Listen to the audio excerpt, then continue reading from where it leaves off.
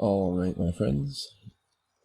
So I am Ryan Gian, and this is for week 3, standardized objectively scored assessments. All right, so I chose to do the M-STEP, and that's just the Michigan Student Test of Educational Progress. And I teach 6th grade language arts, so I'm going to focus mostly on that. Just a brief overview. It's taken in the spring. It's a summative assessment. It replaced the MEP, and this is its 2nd year this year. They say you get quicker results, you get more feedback, and right from the website of michigan.gov it's designed to measure student growth effectively for today's students. So this is an achievement test. It fits the criteria for a published achievement test according to the reading. Especially this part right here. The multi-level survey batteries are annually administered tests that survey students' general educational growth or basic skill development in each several curricular areas. And we do this in all of our core areas. So we have it in math, we have it in language arts, science, social studies. Let's go back a little bit. Yeah, so it does fit that criteria for an achievement test. Also has a Common Core alignment. I'm a fan of the Common Core. It just has a deeper learning, a higher level thinking. It's not just comprehension and just recall. I believe it does go deeper. Evidence-centered design and a wider range of item formats. So for the interpretive framework, the M-STEP is, in my opinion, I think it's a standards-based framework. Because it has bits of norm-based and criterion-based frameworks. If it's the norm-based, because students do get a ranking of their proficiency, and all students take the same tests. So according to the reading, it does fit the norm-based. And for the criterion-based, well, when you get your results, you get a percentage, and it tells you if you are proficient or not, or if you're advanced, or if you're partially proficient. Good. I also put right here. I put the NWEA just because this is norm-based as well. You get a ranking, and then it gives you a score compared to like where you are. So that's something that we use as well in our school. So here's this little graphic on when students test.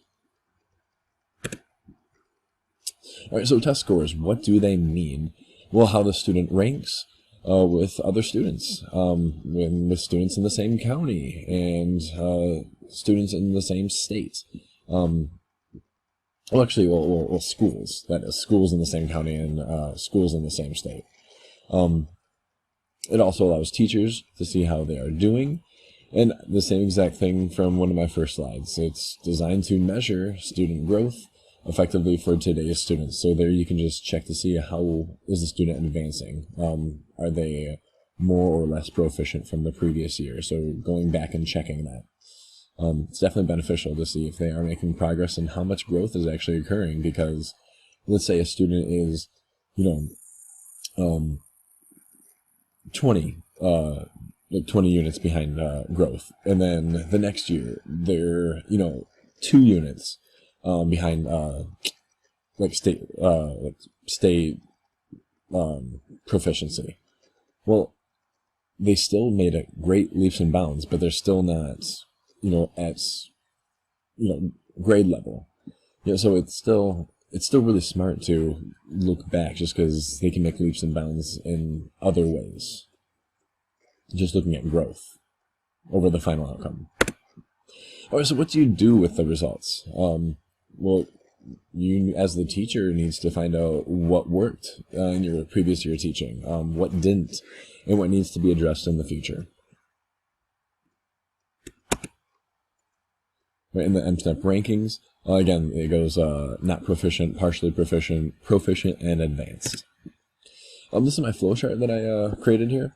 So first, experts create the test, and then teachers train and prepare their students. And next I have the three-legged stool. I put this on here because at a lot of our professional development, our administration is really pushing this three-legged stool for school achievement. and how it focuses on learning, how the students are actually learning.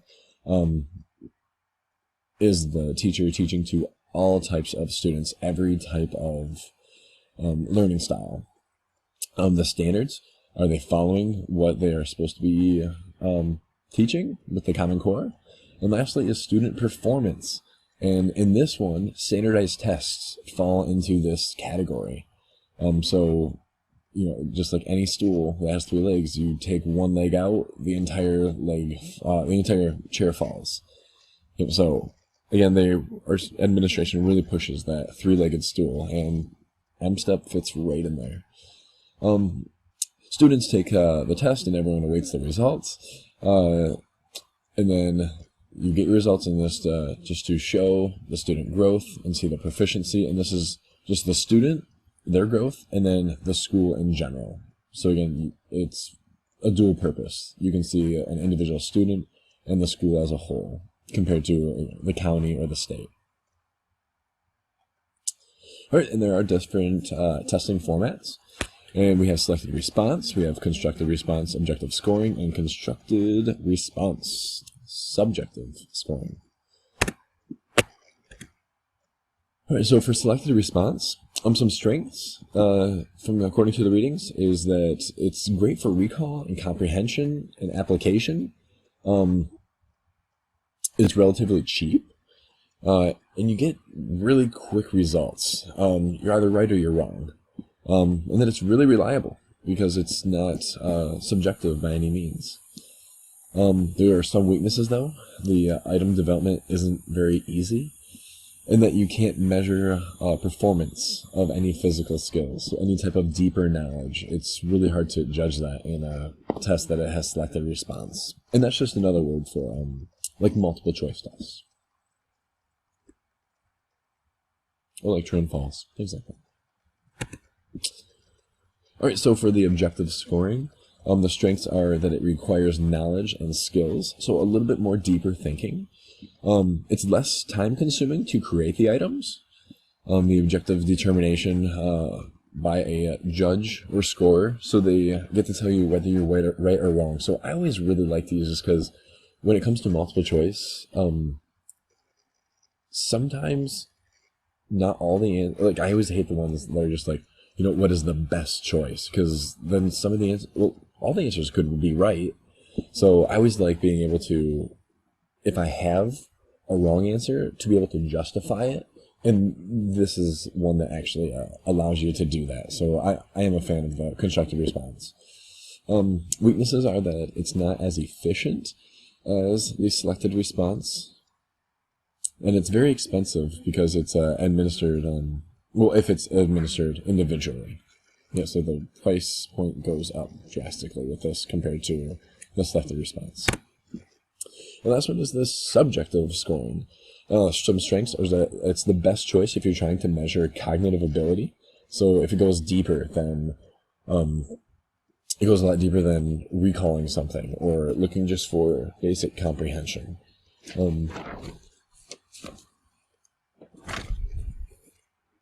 Good.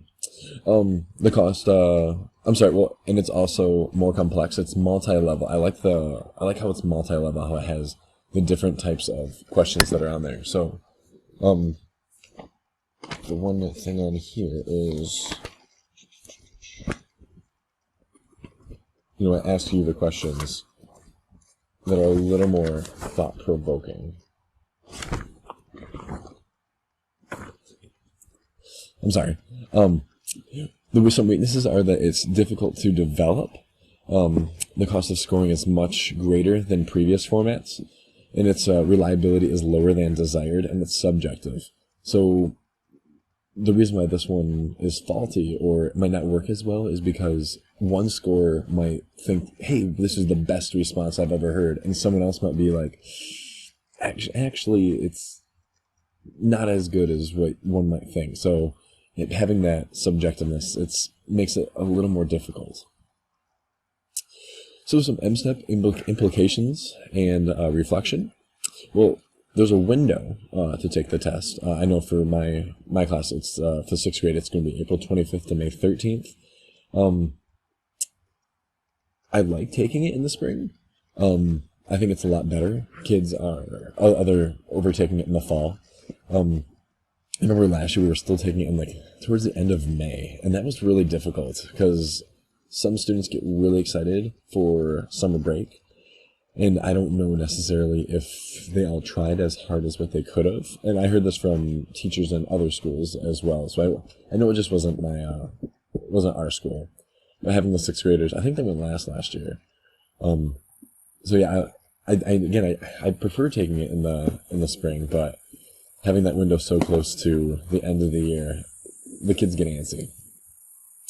We even learned this in the reading last week. How an implication for standardized testing is that teachers teach to the test now. So even it says from last week's reading from Appleby. One alternative that many schools have chosen is in the one alternative that many schools have chosen in the high stakes testing environment has been to teach directly to the test, turning curriculum and instruction into an extended version of test prep. So again, it's frustrating if you put all your marbles into one basket here.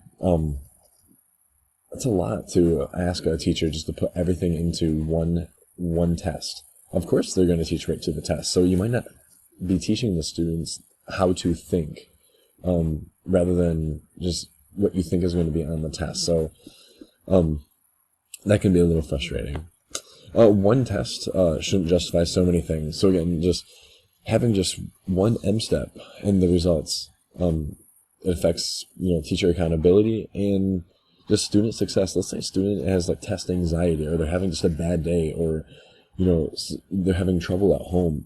They have bigger things going on in their lives than a test sometimes, and to have one single test justify a student, and then that student, how they do on that test justifies the teacher. That's a lot of weight on your shoulders. So a little more reflection is that the M-STEP uses multiple formats. This is a good thing. So they do use the selective response, and they do use the other frameworks. This is good. I like that. Some kids, like myself, I'm not a big fan of the multiple choice because I like to be able to justify my answer so that even if I'm wrong, like I had a professor in college where I remember I got a question completely wrong. I just misread it, but I had like a very long response, and he still gave me some credit, which was awesome. Like I didn't get full credit, but it's the same thing for this. Even if you get a question wrong, you can explain how you reached that conclusion, which, again, I really like having that, rather than just having a selective response. But having the multiple formats, you're hitting all areas there, so that's great. I put quicker results in with a question mark because, again, let's do this here. With the M-STEP, we were supposed to have quicker results. It even says on the M-STEP online, hey, it provides faster results. Not quite. It still took a really long time to get results. So that's definitely implication and some reflection that I have for that. And again, I already spoke about how the spring test versus the fall test. Spring, it's good, but it can be a hindrance if it's too close to the end of the school year, because sometimes those kids, it's really hard because they get antsy. So here's my reference page.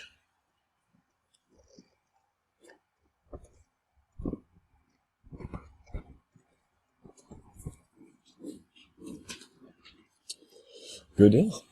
All right, everyone. Well, I hope you have a fantastic day.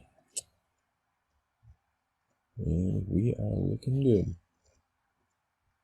Have a great day.